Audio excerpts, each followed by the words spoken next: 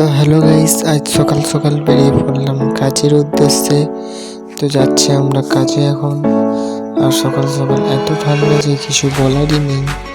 ঠান্ডাতে পুরো হাত পা একবারে কনকনে হয়ে গেছে, সব ঢাক ঢুক নিয়ে যাচ্ছি কাজে।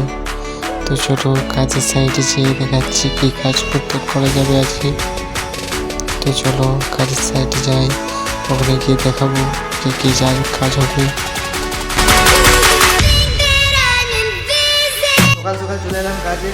তো দেখতে পাচ্ছ যে এখানে একটা সিঁড়ির নিচে একটা টিকিটের রুম হবে, ঠিক আছে। অলরেডি এখানে যেহেতু পাখির রিকোয়েস্ট ছিল, এখানে কিছুদিন আগে কাজ করে গেছি, আবার এখানে একটা টিভি টেবিল বলেছে। তো দেখো আমরা জায়গাটা কেমন আছে। এই জায়গাটায় আমাদের একটা টিভি টেবিল করে দিতে হবে। সিঁড়ির তলে যতটা ভালো করা যায় করতে হবে পাখির রিকোয়েস্ট যেহেতু। দেখা যাক, এখন ভাবনা চিন্তা চলছে কী করে কেমনভাবে ডিজাইন করা যায়, ঠিক আছে। তো আপনারা দেখতে থাকুন। কাজ কমপ্লিট হওয়ার পরে আর আগের দিনে এসেছিলাম তখন এটা করে গিয়েছিলাম।